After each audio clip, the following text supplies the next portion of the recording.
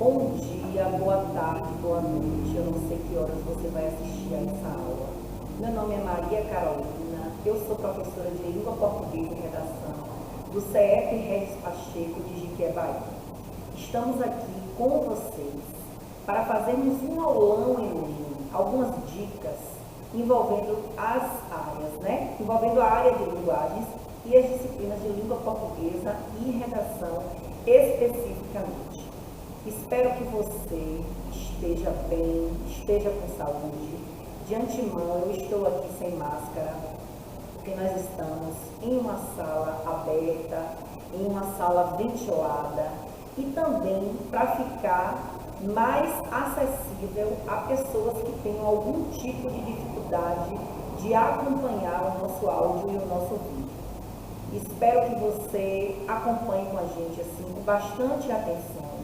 De antemão, eu quero dizer para vocês o seguinte: a prova do Enem na área de linguagens é uma prova temática e ela envolve tudo o que você sabe, tudo o que você já viu, tudo o que você já leu. Então, vamos aproveitar o que você tem de leitura e a gente vai ampliar um pouquinho as suas leituras agora. Vamos ver aqui a nossa próxima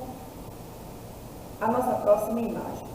Bem, a nossa próxima imagem, ela mostra aqui para nós como foi o Enem de 2020 especificamente.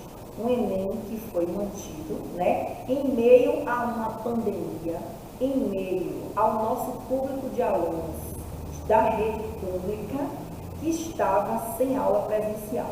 Então, retrata um pouquinho o sistema de avaliação no Brasil como um todo, onde o professor está dizendo, para os alunos aqui, em suas diferentes características, para uma seleção justa, todos farão o mesmo exame, escalar aquela árvore.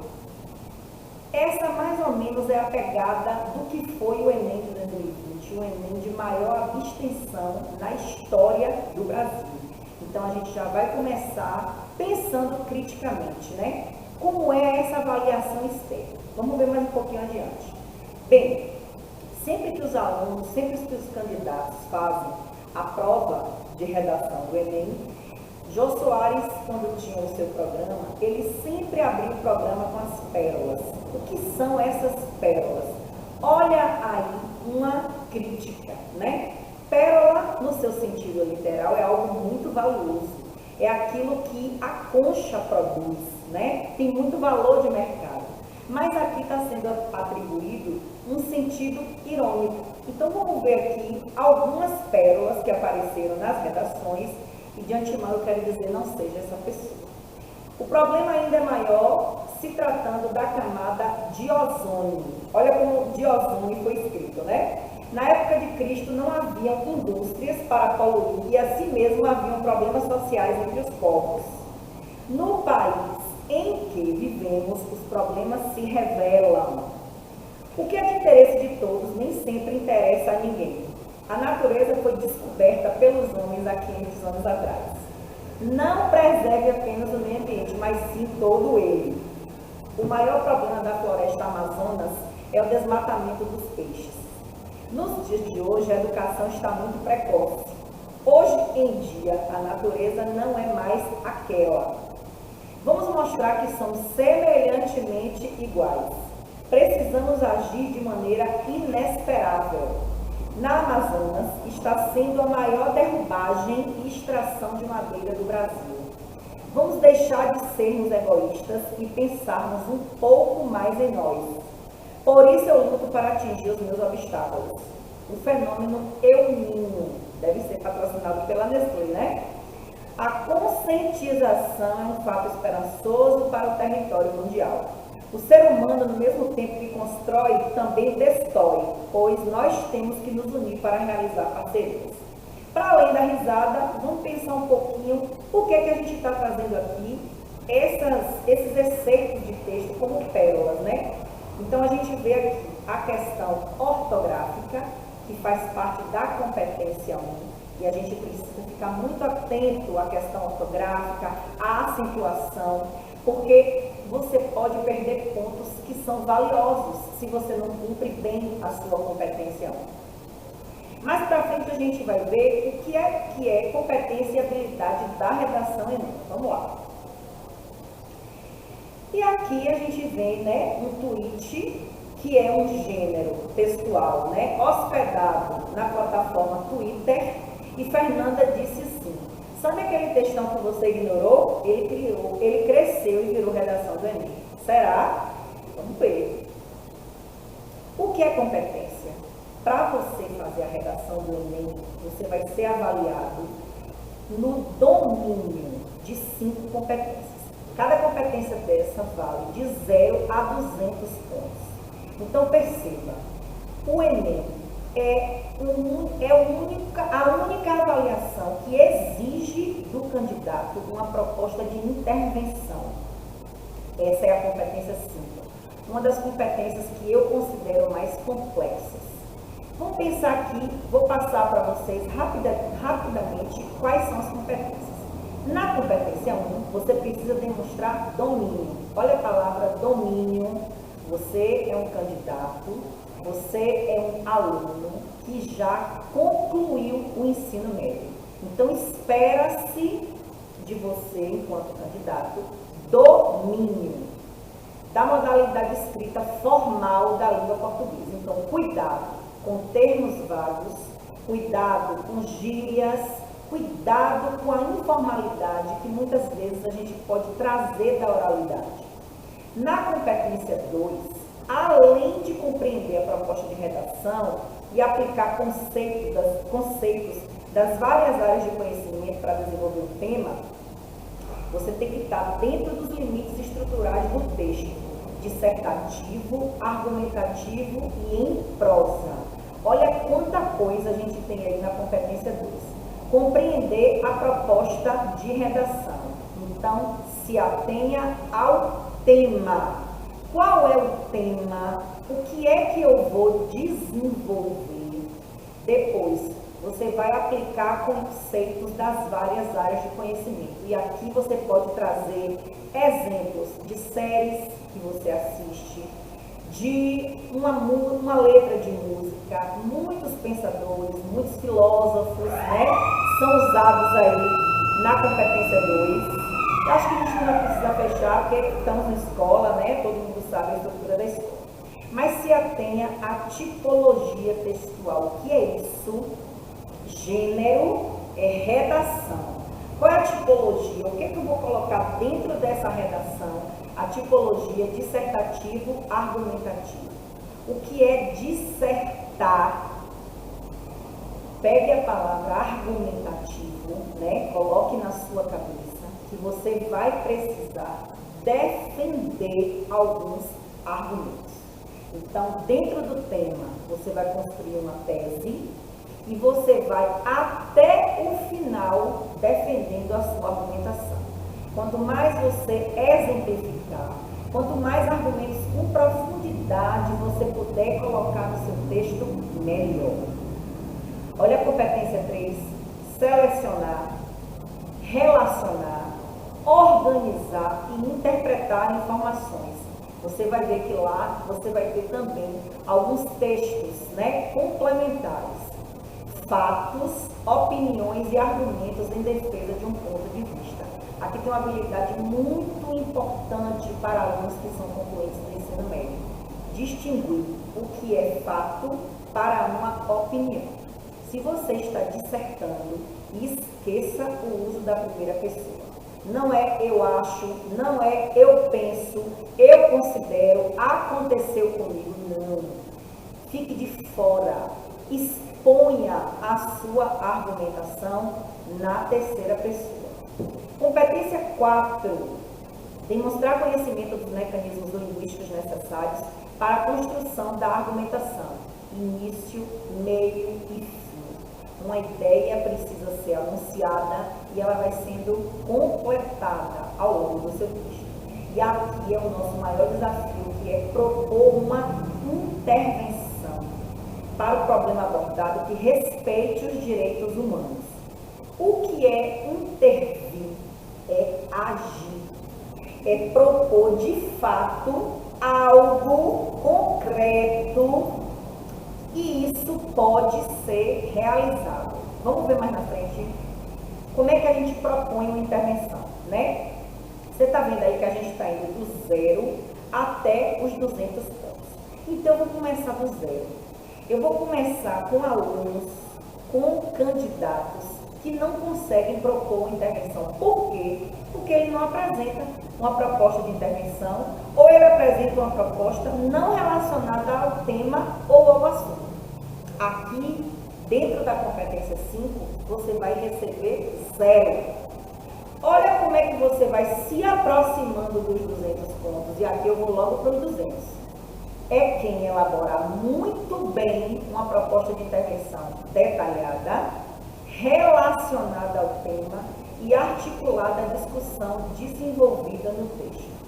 Deixa eu dar um exemplo mais claro. Mais na frente eu consigo fazer isso. Então, quem são os agentes? Quem vai agir, tá? Quem é que você vai chamar para poder solucionar, minimizar aquela problemática? O que é necessário para resolver o problema, você vai ter que explicar, né? Quem deve resolver o problema são as ONGs, é o Ministério da Saúde, é o Ministério da Educação, é a Prefeitura da cidade, junto com o projeto nas escolas, são campanhas educativas, agentes são aqueles que podem agir sobre para resolver a problemática. Como é que o problema deve ser resolvido? Você tem que dizer, você tem que explicar como é que isso vai resolvido e o que será conquistado com o fim do problema. Qual é a finalidade disso? Vamos pensar de forma assim bem concreta. Estamos no meio de uma pandemia. Isso é um fato, né? Um fato inquestionável, a não ser que você more em Marte e que você não esteja acompanhando o que está acontecendo aqui no planeta Terra. Que não é o nosso caso, né? Eu espero. A pandemia é um fato, ela exige de nós, ela exigiu de nós várias ações. Ela exigiu que a gente se reeducasse para podermos compartilhar espaços coletivos. Ela exigiu que a gente se afastasse de pessoas enquanto a gente ainda não estava vacinado. Ela exigiu que a gente aprendesse a usar máscara e ela vem exigindo que a gente se vacine. Então, dentro de um fato, nós temos várias ações. Quem é que pode me ajudar a fazer com que essas ações sejam colocadas em prática? Então, a gente tem aí campanhas educativas. Essas campanhas educativas, elas são, né, diretamente ligadas a quem? A qual órgão? Ministério da Saúde. Então, o Ministério da Saúde, nesse momento, ele é um agente.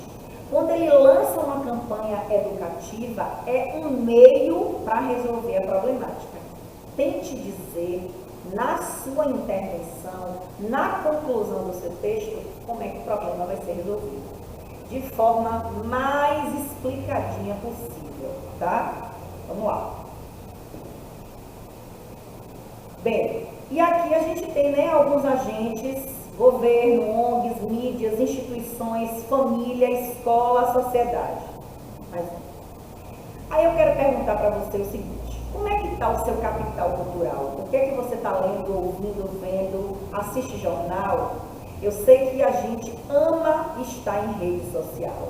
A gente ama ficar no WhatsApp, a gente ama postar foto no Instagram. Todas essas plataformas podem e devem ser usadas para fins pedagógicos.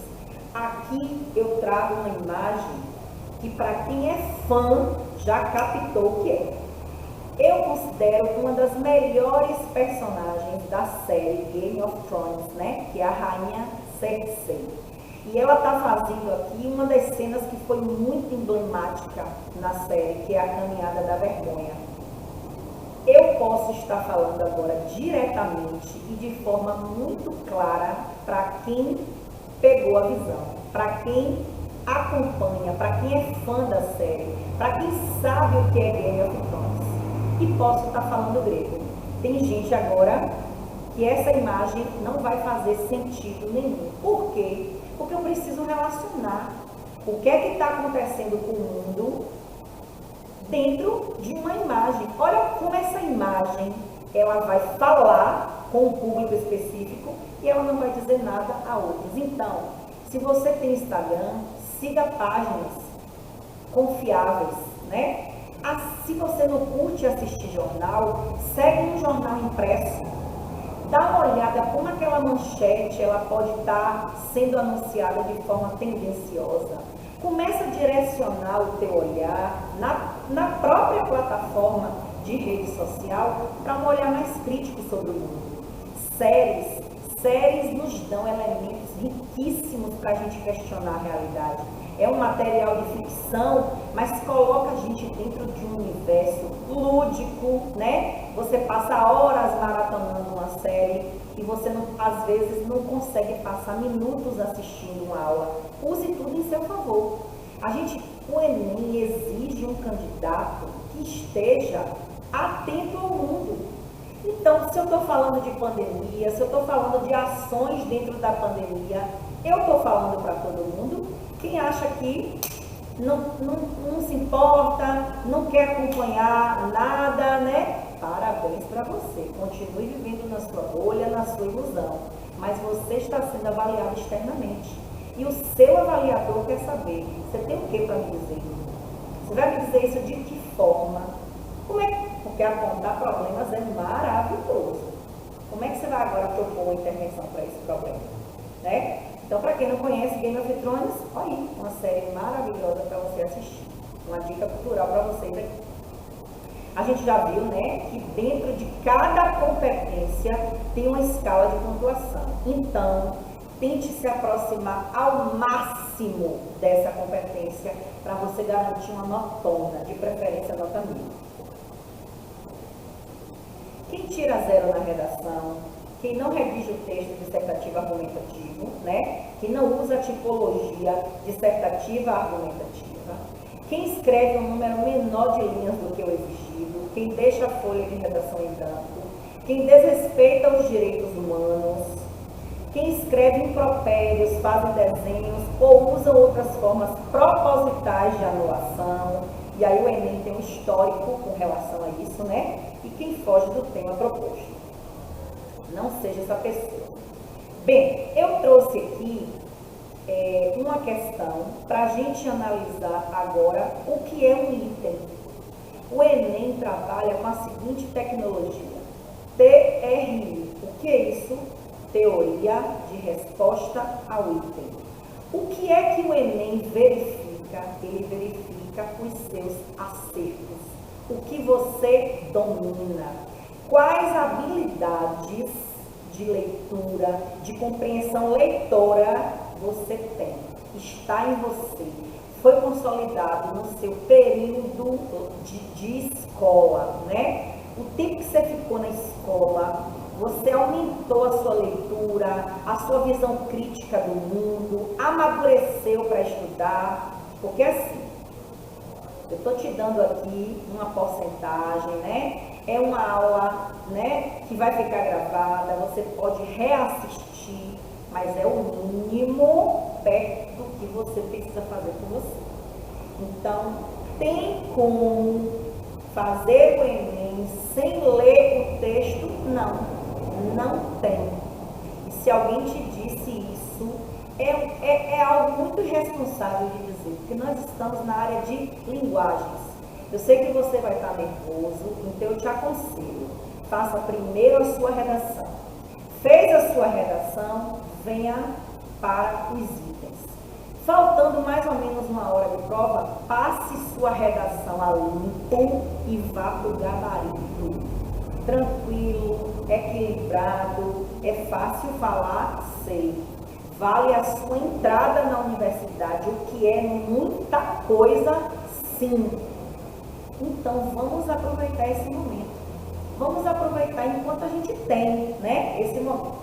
Essa questão eu escolhi porque ela foi uma questão muito polêmica, né? Quem não entende de educação, quem não está no ambiente da escola, fez vídeos e criticou essa questão sem ao menos fazer a leitura atenta dela. Porque o que é que a gente vai analisar? Vamos ver do que é que a questão trata. Abre aspas. Aquenda o Pajubá. Conheça o dialeto secreto utilizado por gays e travestis. Com origem no Iorubá, linguagem foi adotada por travestis e ganhou a comunidade. Nhainha Mapô, não faça a louca e pague meu aqué. Deixe de eque, senão eu puxo teu picumã. Entendeu as palavras desta frase? Se sim, é porque você manja alguma coisa de Pajubá, o dialeto secreto dos gays e travestis. Adepto do uso das expressões, mesmo nos ambientes mais formais, um advogado afirma: é claro que eu não vou falar com meus colegas de trabalho, eu falo de aqué o tempo inteiro, brinca. A gente tem que ter cuidado de falar outras palavras, porque hoje o pessoal já entende, né? Tá na internet, tem até dicionário, comenta. O dicionário a que ele se refere é o Aurélia, a Dicionária da Língua Afiada, lançado no ano de 2006 e escrito pelo jornalista Ângelo Vippe e por Fred Leme. Na obra, há mais de 1.300 verbetes revelando o significado das palavras do Pajubá. Não se sabe ao certo quando essa linguagem surgiu, mas sabe-se que há claramente uma relação entre o Pajubá e a cultura africana, numa postura iniciada ainda na época do Brasil colonial. O que é que o item pede? Da perspectiva do usuário, olha essa vírgula aí, ela está isolando o que é que eu quero da questão. O Pajubá ganha status de dialeto, caracterizando-se como elemento de patrimônio linguístico, especialmente povo. Então, por que o Pajubá, que a gente viu aí, expressões, né, desse dialeto aí, entre aspas, durante o texto, ele ganha o status de dialeto? Isso foi dito no texto, já ali no nosso terceiro parágrafo. Existe um dicionário. Esses verbetes, que são mais de 1.300, estão ali consolidados nesse material. É o que garante que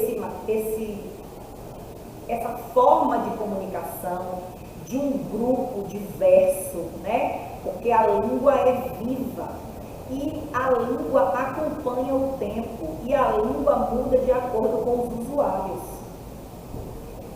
Letra A. Ter mais de 1.000 palavras conhecidas, é por isso que Pajubá é um dialeto. B. Porque tem palavras diferentes de uma linguagem secreta. C. Porque foi consolidado por objetos formais de registro. D. Porque é utilizado por advogados em situações formais. Ou E. Porque é comum em conversas no ambiente de trabalho. Alternativa C. Porque foi dito lá, ó, o dicionário a que ele se refere é o Aurélia, a Dicionária da Língua Afiada, lançada no ano de 2006 e escrito pelo jornalista parará. Você não precisa ser gay, você não precisa ser travesti, mas você precisa entender que a gente está falando de variedade linguística. É uma habilidade. É isso que a questão está pedindo para a gente reconhecer. Por que ele ganha status de dialeto? Porque ele está lá, registrado no dicionário. Então vamos... Gravando. Bem, nossa próxima questão ela é tirada do livro Amora, né? Onde a gente tem aí, Vó, a senhora é lésbica.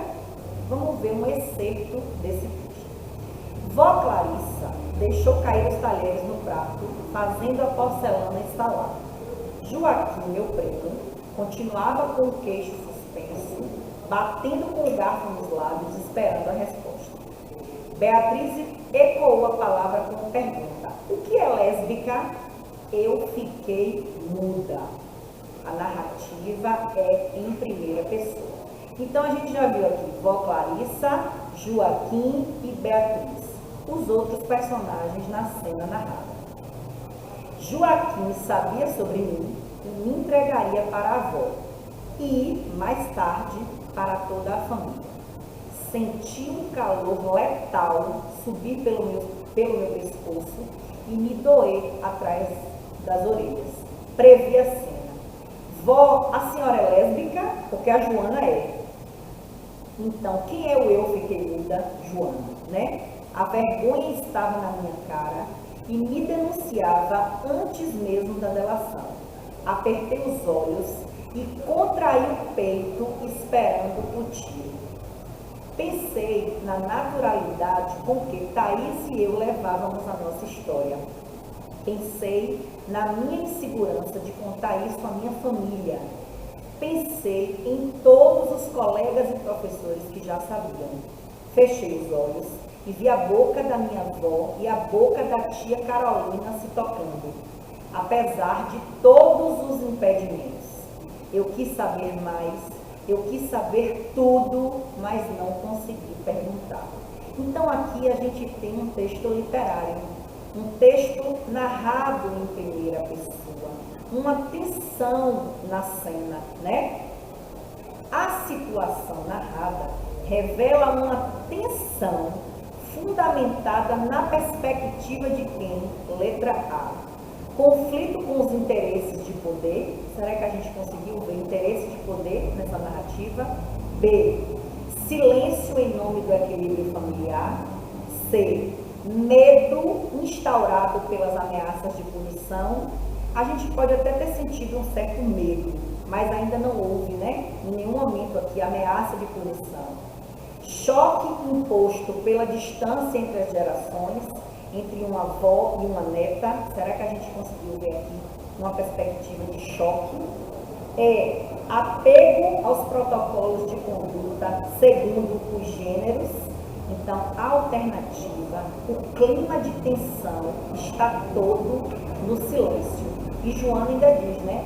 Eu fiquei muda. Joaquim sabia sobre mim e me entregaria para a avó. Silêncio em nome do equilíbrio familiar. A gente tem uma cena aqui, provavelmente no almoço, né? Já que ele está aí com o garfo nos lábios, esperando a resposta. Joaquim, que é o primo, faz uma provocação, Joana fica tensa na hora, né? Então, quem quiser conhecer mais dessa história, está no livro Amor. Vamos lá. Eu trago aqui uma outra questão, porque é muito importante a gente saber de onde eu vou tirar elementos para responder essa questão. Então, a nossa primeira questão foi um texto informativo. Na segunda, a gente viu um texto literário. E aqui na terceira, a gente também tem um texto literário do livro Ensaio sobre a Cegueira de José Saramago. O homem disse, estava a chover, e depois, quem é você? Não sou daqui. Anda à procura de comida? Sim, há 4 dias que não comemos. E como sabe que são 4 dias? É um cálculo. Está sozinha? Estou com meu marido e uns companheiros. Quantos são? Ao todo 7. Se estão a pensar em ficar conosco, tirem daí o sentido. Já somos muitos. Só estamos de passagem. De onde vem? Estivemos internados desde que a cegueira começou. Ah, sim, a quarentena não serviu de nada. Por que diz isso? Deixaram-nos sair. Houve um incêndio e nesse momento percebemos que os soldados que nos vigiavam tinham desaparecido. E saíram, sim. Os vossos soldados devem ter sido dos últimos a cegar. Toda a gente está cega. Toda a gente, a cidade toda, o país. O livro Ensaio sobre a Cegueira, do escritor português José Saramago, ele ficou muito famoso quando ele virou filme, né? E ele vai falar de forma metafórica de uma população que repentinamente fica cega e é uma cegueira branca. Olha como tem a ver com o ano de 2020 e o ano de 2021, né? Onde a gente precisou e precisa fazer quarentena, onde há também muito negacionismo dentro da própria condição de pandemia. É uma metáfora muito interessante, recomendo a leitura ou que assista ao filme. Mas olha o que é que o item pede. A cena retrata as experiências das personagens em um país atingido por uma epidemia. Ponto. No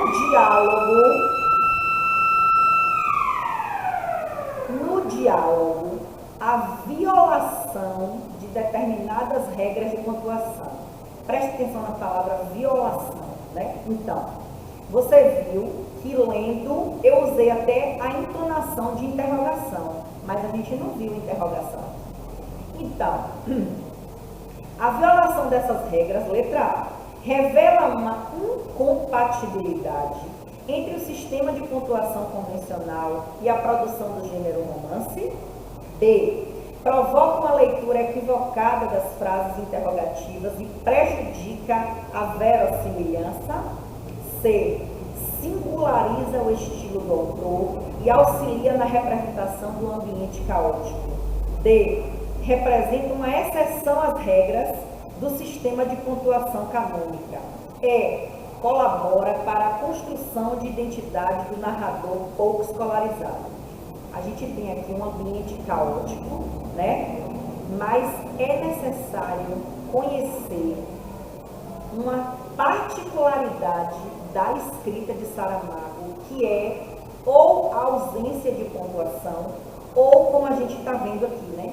Esse uso, ele é um uso intencional, ele não é um erro. Então, a alternativa C singulariza o estilo do autor e auxilia na representação do ambiente caótico. É por isso que a regra de pontuação ela foi violada. Ela foi violada de forma intencional. Não sei quem é Saramago, li aqui, fiquei confuso. Eu só tenho 3 minutos para responder cada item. Calma. Respira e confia, mas amplie o seu horizonte de leitura. Então, se você não conhecia quem era Saramago, vale a pena. O Ensaio sobre a Cegueira é uma obra maravilhosa. Vamos para a próxima. O exame propaganda, do Enem 2017. O exame dos textos e mensagens de propaganda revela que ela apresenta posições parciais que refletem apenas o pensamento de uma minoria, como se exprimissem, em vez disso, a convicção de uma população. Olha a manipulação, né?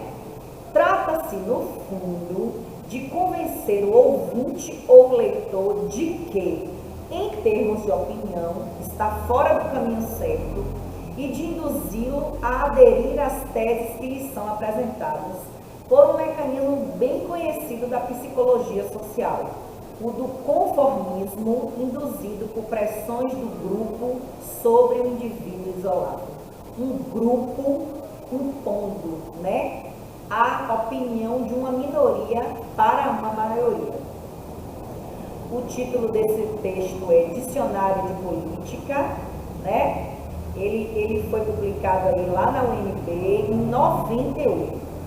De acordo com o texto, não é o que você pensa, não é o que você acha, é o que foi dito, é o que está posto no texto.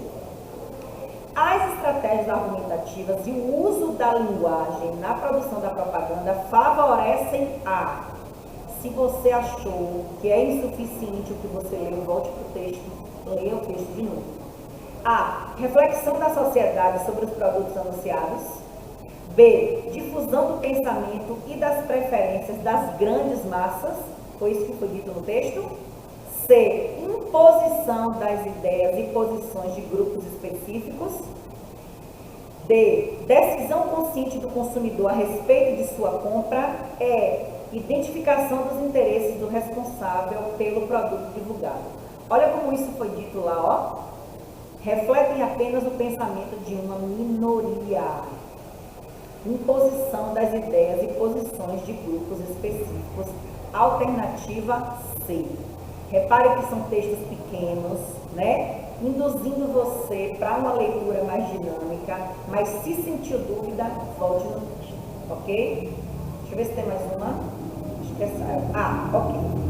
Aqui eu só preciso deixar claro para você o seguinte: cada item desse corresponde a uma habilidade específica. Subentende-se que é algo que você já domina, tá? Então, para responder aquele item, qual é a habilidade envolvida nele? A questão abrange a habilidade 23 da área de linguagem. Que habilidade é essa? Inferir em um texto quais são os objetivos de seu produtor e quem é seu público-alvo, pela análise dos procedimentos argumentativos utilizados.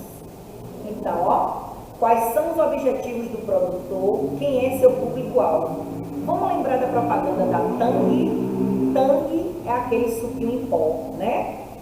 Um suquinho em pó que a gente está cansado de saber que é 100% artificial, não é isso? Mas Tang vende como o quê? Primeiro, ele é barato, né? Ele é prático, mas tem uma campanha publicitária pesada em cima daquele produto, tentando convencer você.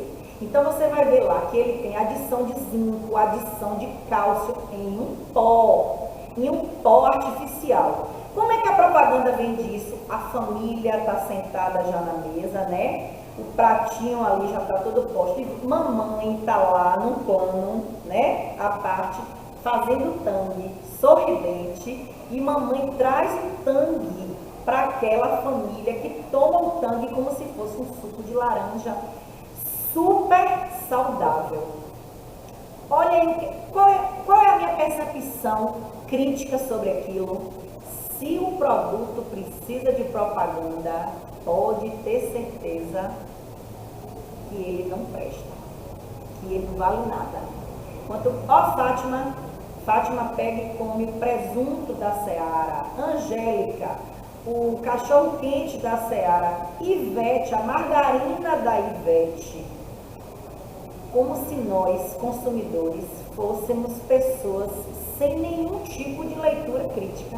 Está vendendo para a gente algo que é lixo alimentar, sorrindo. Então eu preciso ter o domínio dessa habilidade. Eu preciso saber qual é o objetivo desse cara, né? Para quem é que ele está vendendo? Como é que eu vou saber isso? Analisando a argumentação. Eu tenho essa leitura de mundo desde que eu existo no mundo? Não. Leio, estudo, me informo, me especializo. Então, meu amor, se você ainda não está prestando atenção no mundo, a hora é agora, certo? Mais uma. Aqui eu peguei até mesmo a prova que a pessoa estava lá corrigindo, né, o gabarito. É muito bom a gente corrigir o gabarito, a gente pensar, poxa, eu acertava isso aqui, mas eu fiquei nervoso. É bom você se conhecer num processo avaliativo. Eu sei que o nervoso é muito grande, né? A pressão é muito grande, mas a gente vai conseguir. Tenho fé, tá? Mas não é só fé. Estou te preparando para isso. Estou trazendo para você uma leitura. Estou te mostrando um caminho, certo? Caminho do lado de lá também. Aqui eu trago um texto do meu amado Machado de Assis, né? O título é A Causa Secreta. Foi disponível lá no endereço eletrônico domíniopublico.gov.br e foi acessado em outubro de 2015. Também um texto literário. Garcia tinha-se chegado ao cadáver, levantara o lenço e contemplara por alguns instantes as feições defuntas. Depois, como se a morte espiritualizasse tudo, inclinou-se e beijou-a na testa. Foi nesse momento que Fortunato chegou à porta. Estacou assombrado, não podia ser o beijo da amizade, podia ser o epílogo de um livro adúltero. A temática do adultério é muito presente na obra de Machado de Assis, né? Principalmente no seu livro que ficou maior do que ele, que é Dom Casmurro, onde várias pesquisas, né, já foram feitas para saber se Capitu traiu ou não Bentinho. Um dos meus livros preferidos, diga-se de passagem. Entretanto, Garcia inclinou-se ainda mais para beijar outra vez o cadáver, mas então não pôde mais. O beijo rebentou em soluços e os olhos não puderam conter as lágrimas que vieram em borbotões. Lágrimas de amor calado e irremediável desespero. Fortunato, à porta onde ficara, saboreou aquilo, ó que expressão, que já nos dá uma dica importante, tranquilo, Essa explosão de dor moral que foi longa, muito longa, a outra deliciosamente longa. Então, Fortunato está assistindo uma cena. No fragmento, o narrador adota um ponto de vista que acompanha a perspectiva de Fortunato. É nisso que eu vou me basear. Qual é a perspectiva de Fortunato? O que singulariza esse procedimento narrativo é o registro letra A, da indignação face à suspeita do adultério da esposa. Então, ele está indignado, a gente conseguiu ver aqui indignação. B, tristeza compartilhada pela perda da mulher amada. Fortunato está triste. C, espanto diante da demonstração de afeto de Garcia. No primeiro parágrafo ele até ficou um pouco espantado, né? D, prazer. Onde é que eu vi prazer? Saboreou tranquilo, deliciosamente longa. Prazer da personagem em relação ao sofrimento alheio é superação do ciúme pela comoção decorrente da morte. O candidato acertou. Tá vendo que ele botou o Czinho dele aí, ó? Fortunato se deleita com a cena. Onde é que eu vi isso? No texto. Não é o que eu acho, não é o que eu penso, é o que o texto me disse. Mais uma. E aí você pode estar se fazendo essa pergunta. Qual é o tema deste ano? Não sei, não quero saber. Não trabalho com bola de cristal. Eu trabalho com ampliação da sua competência leitora. Eu te dou repertório de escrita, eu te dou material de leitura, eu compartilho dica com você, mas eu não trabalho na perspectiva do que muitos cursinhos trabalham, né? Esquemas, desenvolver temas, não. Nós estamos falando de escola de ensino médio. Então, os alunos ainda não concluíram o ensino médio. A gente está trabalhando na perspectiva da sua ampliação da compreensão leitora, para que você produza uma redação nota 1000. Mais um. Leia, leia, leia o mundo. Leia. Para além do que você já lê. Leitura crítica é direito. Já deu certo. Confie em você. Recorra à sua professora, ou ao seu professor, à sua escola, à biblioteca da tua cidade, o acervo de internet gratuito, ele é enorme e um bom Enem para você, tá?